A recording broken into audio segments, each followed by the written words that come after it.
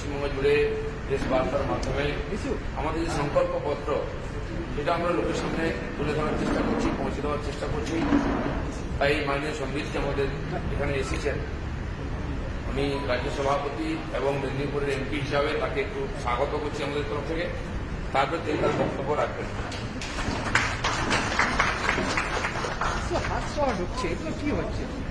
মাননীয় সংবিত ভাইকে আমি তার আজকের যে বিষয় আছে শুরু করার জন্য অনুরোধ করছি।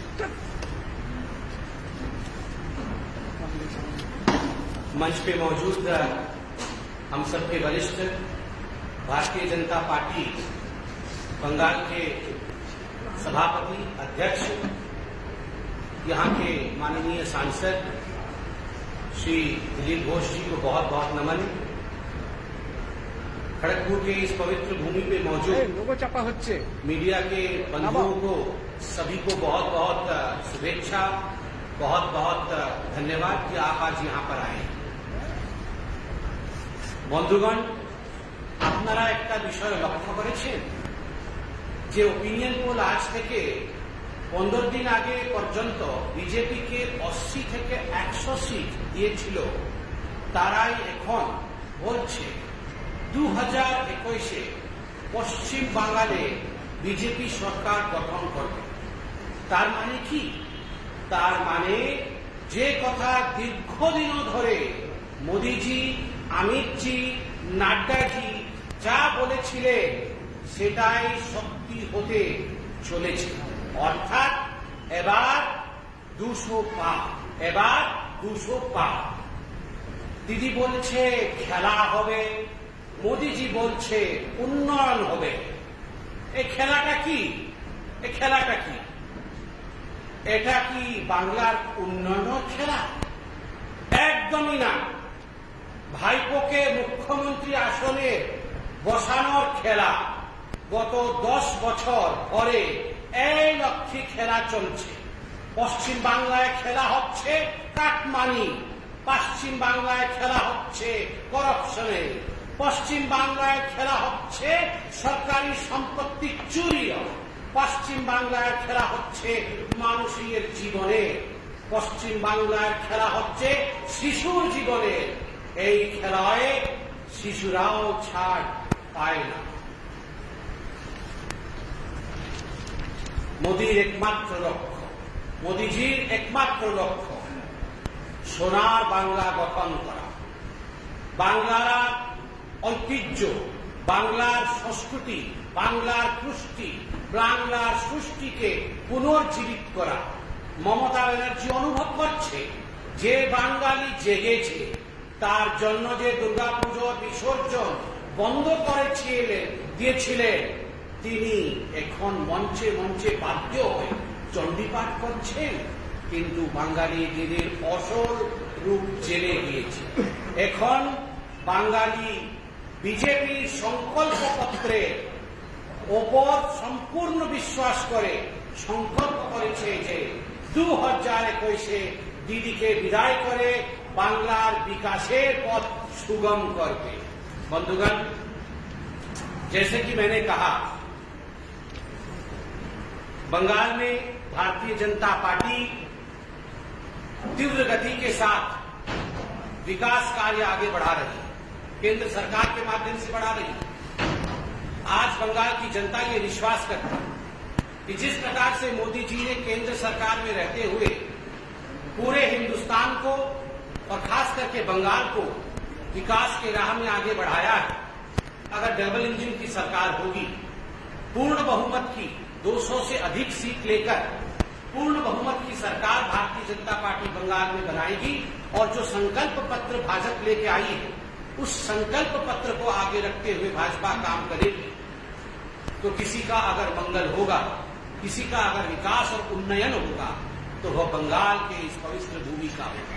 और इसी कारण से जनता ने यह तय किया है कि भारतीय जनता पार्टी की सरकार को बंगाल में स्थापित करना है।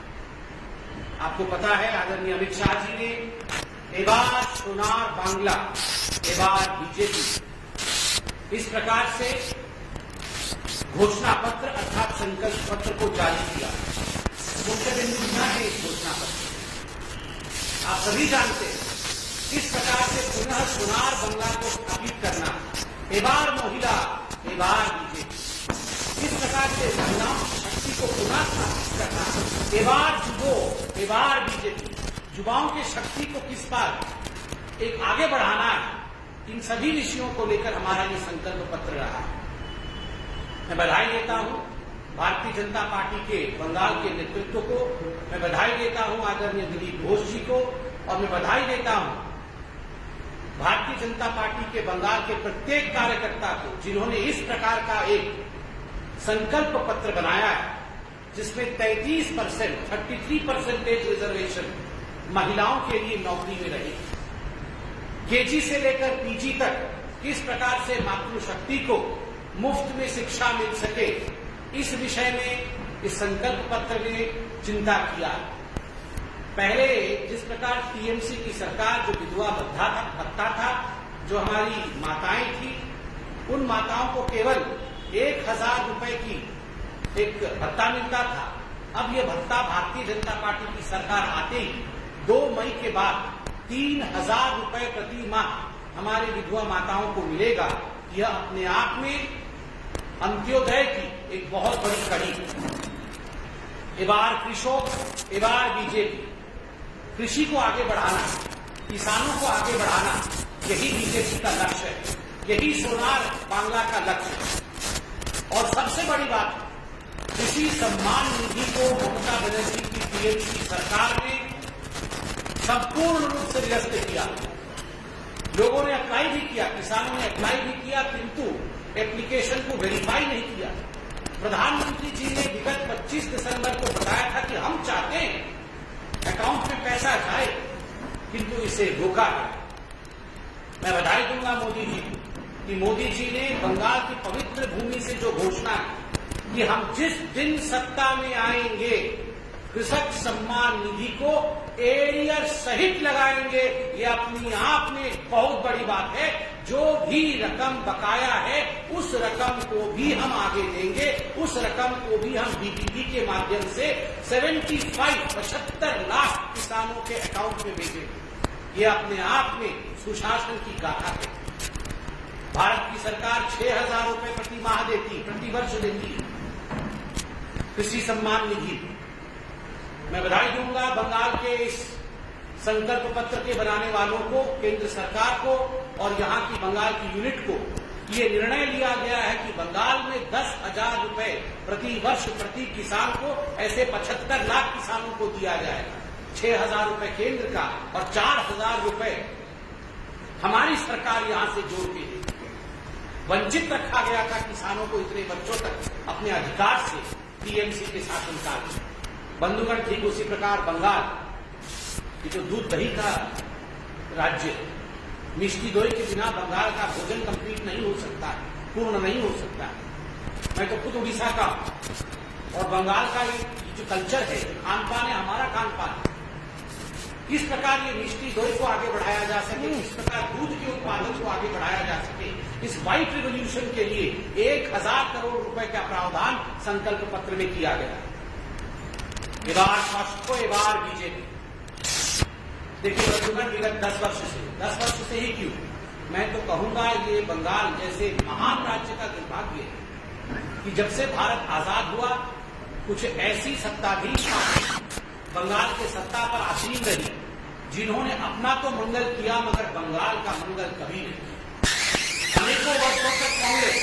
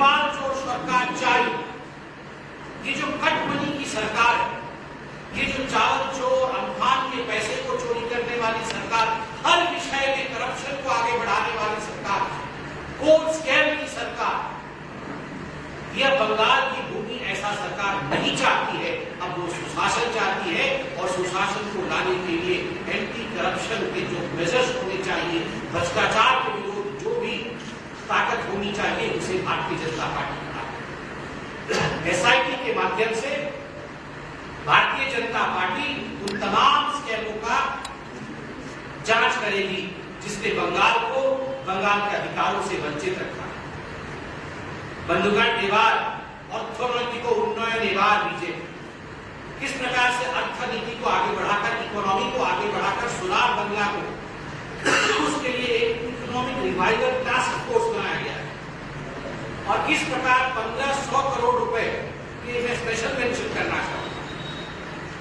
बंगाल का जो सबसे बड़ा इंडस्ट्री रहा है वो जूट इंडस्ट्री है और किस प्रकार टीएमसी और उससे पहले कम्युनिस्ट और कांग्रेस के राज्य में धीरे धीरे ये जूट इंडस्ट्री समाप्त हुई है, वो हम सबने देखा।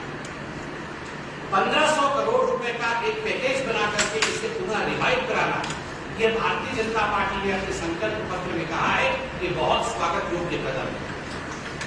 एबार पूरी कथा में एबार बीजेपी इंफ्रास्ट्रक्चर को आगे बढ़ा रहा है।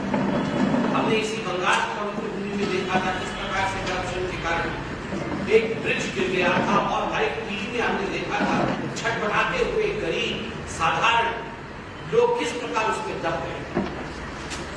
इंफ्रास्ट्रक्चर की आवश्यकता है। इंफ्रास्ट्रक्चर को आगे बढ़ाने के लिए वो तमाम प्रयोजन किए जाएंगे जो भारतीय जनता पार्टी ने बिजली, पानी, सड़क, टॉयलेट के माध्यम से इस बार के संकल्प पत्र में आगे बढ़ाया।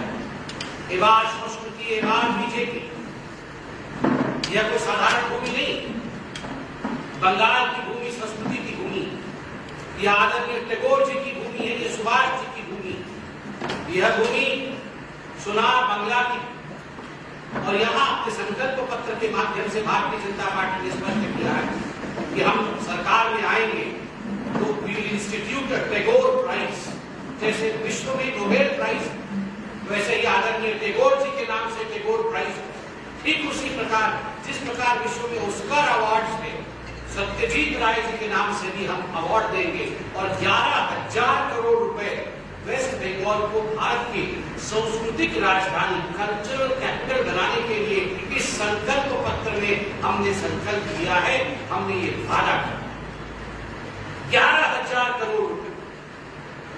आप याद करिए, यहाँ पर पीसी और भाइपों की सरकार थी, यहाँ करोड़ों करोड़, हजारों करोड़ रुपए केवल और केवल अपने महत्वाकांक्षा के लिए, केवल और केवल अपने भ्रष्टाचार के लिए समाप्त कर दिया गया। यहाँ मोदी जी 11,000 करोड़ रुपए बंगाल के इतिहास को, बंगाल के स्वाभिमान, बंगाल की संस्कृति को पुनः जागृत करने के लिए उन्होंने संकल्प पत्र में लिखा है। मुझे लगता है ये बहुत बड़ा कदम है, ये स्वागत योग्य कदम है।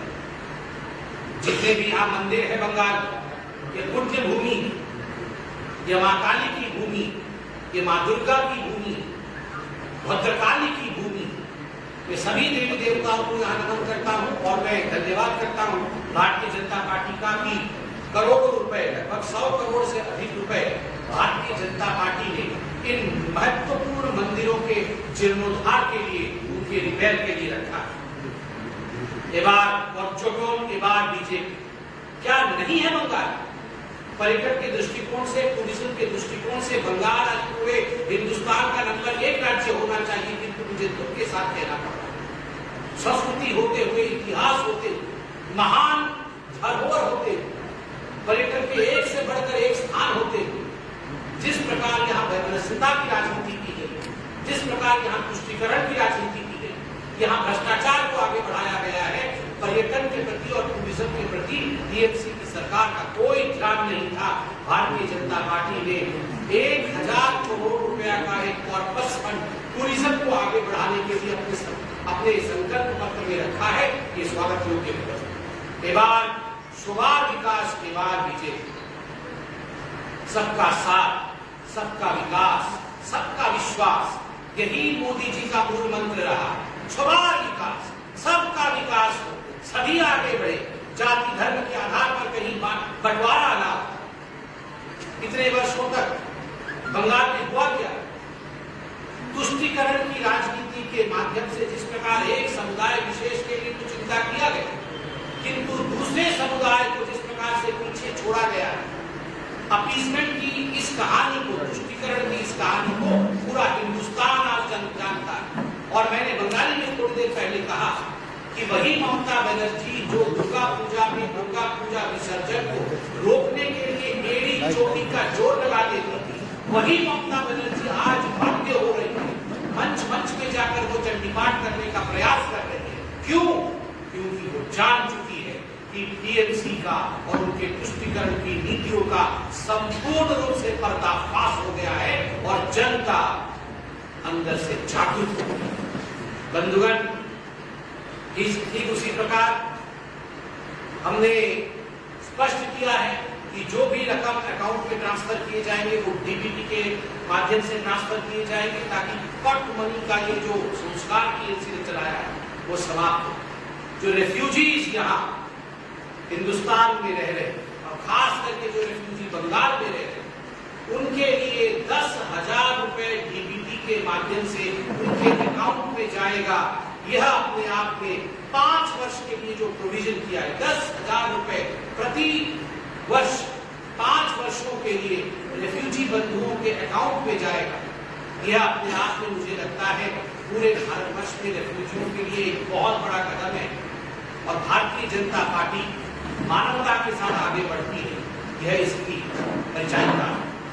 बंधुगण, ठीक उसी प्रकार जो मथुआ दंपति है उनके लिए 3,000 रुपए दिए जाएंगे भत्ते के रूप में, यह भी एक बहुत बड़ा संकल्प है। और जो हमारी आशा की बहनें, आशा वर्कर्स, मैं उनके लिए भी एक बहुत सही संदेश लेकर आया हूं। उनके लिए भी खुशखबरी है कि जो उन्हें 4,500 रुपए पहले मिलता था भत्ते के रूप में, उसे बढ़ा करके अब 6,000 रुपए भारतीय जनता पार्टी की सरकार में अब इसलिए कह रहा हूं क्योंकि मैं पूर्णतः आश्वस्त हूं कि मई 2 के आते आते टीएमसी संपूर्ण रूप से ध्वस्त हो जाए और 200 से अधिक सीट लाके भारतीय जनता पार्टी सरकार बनाएगी और हमारे आशा कर्मियों को भी 6,000 रुपए तनख्वाह मिलेगा। मुझे लगता है ये जो सोनार बांग्ला, ये जो नमस्कार मोदी जी का है, ये सोनार बांग्ला के लिए जो मोदी जी तत्पर है, और ये जो नमस्कार आप सभी के लिए, यह कोई साधारण नमस्कार नहीं, यह विकास का नमस्कार है, सबके विकास का नमस्कार है, ये उन्नयन का नमस्कार है। और आज इसी नमस्कार और मोदी जी के इसी सौम्य भाव हमें आगे बढ़ाना है। आज मैं खड़गपुर में हूँ, पहले दौर में यहाँ का चुनाव है और आज मेरे ख्याल से कैंपेनिंग का आखिरी दिन भी है। इस आसन का सेकंड फेज में है, मगर खड़गपुर का मुख्यतः फर्स्ट फेज में है और आज आखिरी दिन भी है। भारतीय जनता पार्टी के सभी हमारे उम्मीदवारों को बहुत बहुत शुभकामनाएं। मोदी जी के विकास की नीति के साथ उनके छत्रछाया में, विकास के छत्रछाया में वो आज ये चुनाव लड़ रहे हैं, ये अपने आप में उनके लिए बहुत बड़ा विषय है। वो विजयी हो और मई 2 को जय जीत होकर वो आए, यही कहकर मैं अपनी वाणी को विराम दूंगा। प्रश्नों का अवश्य गोरेन जी, समीप जी, मुख्यमंत्री ममता बनर्जी जिस सभा में जा रही है, बोला जा रहा है कि बाहरी गुंडे आ रहे हैं, उत्तर प्रदेश से बाहरी गुंडे आ रहे हैं, पान गुटखा खाने वाले गुंडे आ रहे हैं। क्या कहेंगे कि राज्य की मुख्यमंत्री इस तरह का जो, देखिए, आदरणीय ममता जी के बहुत सारे वक्तव्यों को, उनके बहुत सारे स्पीच को मैं बड़े ध्यान से यहाँ सुन रहा और मुझे कहते हुए कोई संकोच नहीं है और दुख हो रहा है कि ममता जी कहीं न कहीं बौखलाहट में दिख रही। She looks as if she is frustrated. Mamata ji looks as if she knows the result already. ऐसा प्रतीत हो रहा है मानो ममता जी रिजल्ट जान चुकी। 2 मई को क्या होने वाला है, टीएमसी जा रही है, वो ये जान चुकी है। इसलिए बंगाल की पूरी खाली जनता को पूरा देंगे। मैं अमित जी के रोड शो में देख रहा हूँ, लाखों लोग उनके रोड शो के आगे। मैं नड्डा जी के रोड शो में देख रहा हूँ, लाखों लोग उनके रोड शो में भाग ले रहे हैं। क्या ये सारे लोग बिहार के हैं? क्या ये सारे लोग हम कहीं बस में और ट्रक में लोड करके ला रहे हैं? बिल्कुल नहीं। कि आप कहें कि बंगाल की भोली जनता है, विद्वान जनता है, उनको आप अगर पान गुटखा खाने वाले गुंडा कहेंगे तो मुझे लगता है ये अनादर और अनादर नहीं करना चाहिए। आयुष्मान भारत को लेकर अभिषेक बनर्जी बार बार कह रहे हैं ये सिर्फ 1 करोड़ लोगों के लिए है, वो बार बार अपने मन से दोहराते हैं। तो स्वास्थ्य साथी जो है वो सभी के लिए है, लेकिन केंद्र सरकार ने आयुष्मान भारत बात किया है वो केवल 1 करोड़ लोगों के लिए है। इस बारे में देखिए, पहली बात तो है, मैं कहना चाहूंगा टीएमसी कि ठीक है, आप अपना कोई स्कीम चलाना चाहते हैं, आपने बहुत देर आरंभ किया स्कीम को, अब तक आरंभ किया है स्कीम को, जब जाने वाले ये पहले से क्यों नहीं आरंभ किया? चलिए, राज्य सरकार को स्कीम आरंभ कर रही है, आप भी कुछ पैसा देना चाहते हैं, अच्छी बात। जो पैसा केंद्र से आ रहे हैं उसे क्यों रोका हुआ है? उसे भी आने दीजिए। कृषकों को जो 6,000 रुपए प्रति माह प्रति वर्ष केंद्र सम्मान निधि के माध्यम से भेज रही है, उसे भी आने दीजिए, आप अपना पैसा भी दीजिए। यही तो हम करने वाले हैं। May 2 के बाद जब हम सरकार बनाएंगे तो हम 6,000 रुपए जो मोदी जी भेज रहे हैं और 4,000 रुपए अपना जोड़ करके 18,000 रुपए जो एरियर है उसे जोड़ करके हम किसानों को देंगे। ये तो पूरे हिंदुस्तान में ऐतिहासिक कदम होगा। और आयुष्मान भारत आप अपना रकम दीजिए और 5 लाख रुपए जो केंद्र सरकार दे रही है प्रत्येक परिवार को, उसे भी दीजिए। क्यों वंचित रखा जाए? यही प्रश्न हम आज ममता जी से पूछेंगे।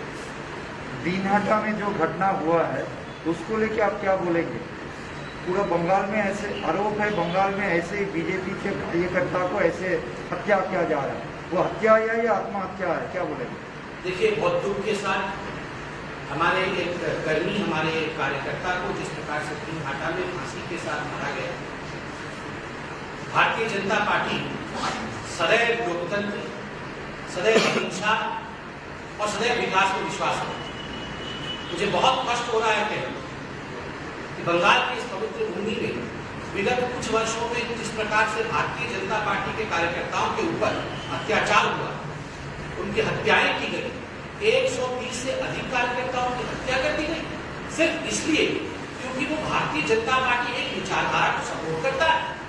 और यही ममता बनर्जी, आप याद करिए, यही ममता बनर्जी, यही कम्युनिस्ट के लोग, सीताराम येचुरी, यही राहुल गांधी तो के बंगाल आ ही नहीं रहे थे, यही सारे लोग हाथ पकड़ करके कि we are the custodians of democracy, हम डेमोक्रेसी को बचाएंगे, हम कॉन्स्टिट्यूशन के कस्टोडियन हैं, हम कॉन्स्टिट्यूशन ऑफ इंडिया, संविधान को हम बचाएंगे। ये लोगों को फांसी देकर, लोगों की हत्या करके कॉन्स्टिट्यूशन बचती है।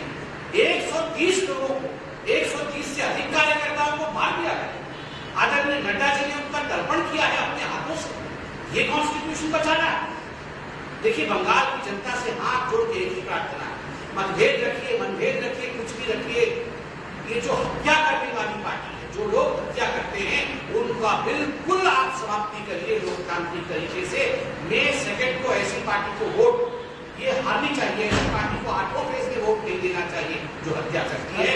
दिनहाटी में जो हुआ है अपने कार्यकर्ता के साथ, हम थे, हैं और हमेशा रहेंगे। सर, जो एक बात है सर, जो काल सदन में बीजेपी का आरोप में अभियोग है, जो बीजेपी बोमाबाजी किया है तृणमूल कर्मी के ऊपर, उसको सदन अस्पताल में एडमिट किया। अभी बोल रहे जो औरंगाबाद पार्टी जो भी आप बोल रहे हैं, इसको हटाना है। अभी काल आरोप है जो बीजेपी उधर बम मार्च किया है रात 7 बजे, क्या बोलना है? बोमाबाजी कौन करता है? बम कौन फेंकता है? इतने वर्षों से यहाँ बम की फैक्ट्री लगा के कौन बैठा है? इतने वर्षों से, चलिए आज तो इलेक्शन चल रहा है, आज से 1 महीने पहले यहाँ कानून की व्यवस्था किसके हाथों में? आज भी कानून व्यवस्था किसके हाथों में? सरकार किसकी है? 10 वर्षों से तृणमूल कांग्रेस की सरकार यहाँ बम की फैक्ट्री क्यों बनती है? यहाँ कहीं भी रैली होने से पहले 400-500 बम क्यों पकड़े जाते? ये सरकार आंख मूंद करके क्यों बैठी हुई? सरकार ने बम बनाने वाले को पकड़ा नहीं, क्यों नहीं पकड़ा? और आप बताइए, कौन बम फेंकता है? कौन हत्या की राजनीति में विश्वास करता है? और कौन भारतीय जनता पार्टी को यहाँ घुसने नहीं देना चाहता है?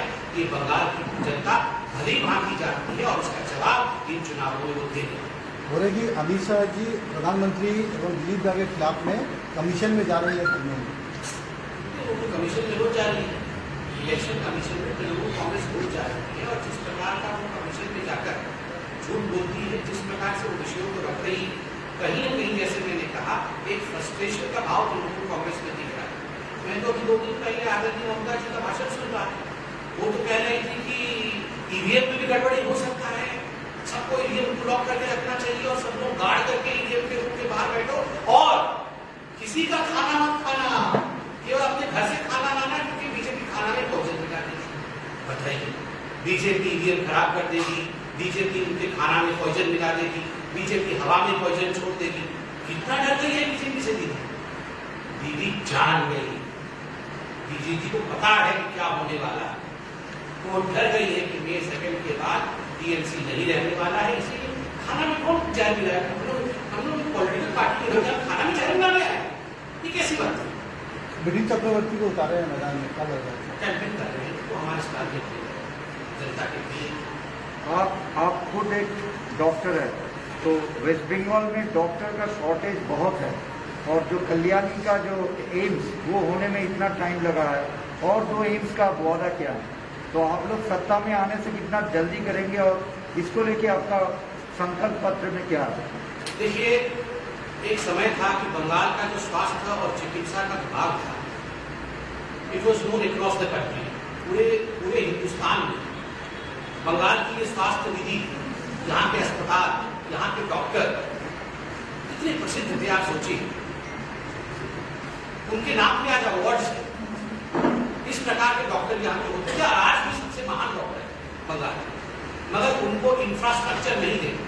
यहाँ अस्पतालों की संख्या कम, अस्पतालों में किसी प्रकार की सुविधा ना होता। कोरोना के समय जिस प्रकार से तड़प तड़प के बंगाल के लोग गए हैं, वो हमने स्टिंग ऑपरेशन के माध्यम से जो वीडियो अंदर से रिलीज हुई, उनके माध्यम से पूरे हिंदुस्तान में देखा है।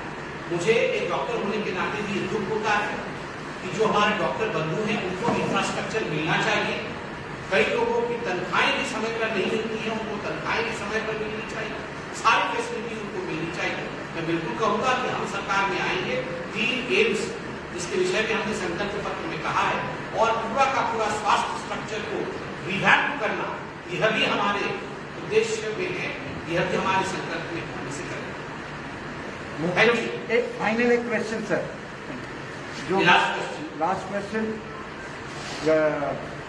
दिलीप घोष जी पिछले दिन कुछ कहा था ममता बनर्जी के बारे में, उसका पैर के चोट के बारे में, कि वो खुद पैर दिखाने के लिए बरमूडा तो पहन सकती है, तो इसको लेके बहुत शोरगुल हुआ है। तृणमूल से कहा गया है कि ये एक नारी के विरुद्ध में गलत शब्द इस्तेमाल किया, आप क्या बोलेंगे? देखिए, दिलीप घोष जी भारतीय जनता पार्टी बंगाल प्रदेश के अध्यक्ष हैं, यहाँ के सांसद हैं, और मैं बिल्कुल पूरी तरह से मैं मानता हूं कि दिलीप जी की अध्यक्षता में ये जो चुनाव हो रहे हैं, वो कैंपेनिंग कर रहे हैं, भारतीय जनता पार्टी की जीत होगी। 200 से अधिक सीट लेके भारतीय जनता पार्टी यहाँ सरकार बनाएगी, बंगाल की जनता का भला होगा।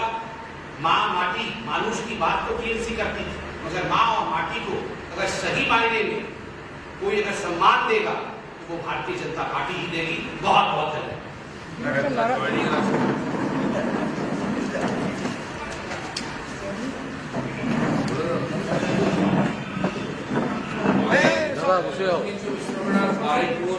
পূর্ব বিধানসভা থেকে কয়েকজন কার্যকর্তা এসেছেন এখানে জয়েন করবেন বলে, তারা বিশেষ কার্যকর্তা, আমি নাম করছি, তাদেরকে আমি এখানে জয়েন করাচ্ছি। তাদের খুব ইচ্ছা ছিল আমার পার্টিতে করছি। দিলীপ হালদার 137 বিধানসভা SC/ST মোর্চার সভাপতি টিএমসি পূর্ব ছিলেন। শ্রী অঞ্জন মন্ডল 137 বিধানসভার সভাপতি টিএমসি বারিকপুর পূর্ব, এবং রাজারাম সরকার সদস্য। 3 জনের তার সঙ্গে কয়েকজন এসেছেন, তাদেরকে আমি বিজেপিকে স্বাগত করছি। বাকিরা ওখানে সম্মিলিত হবে।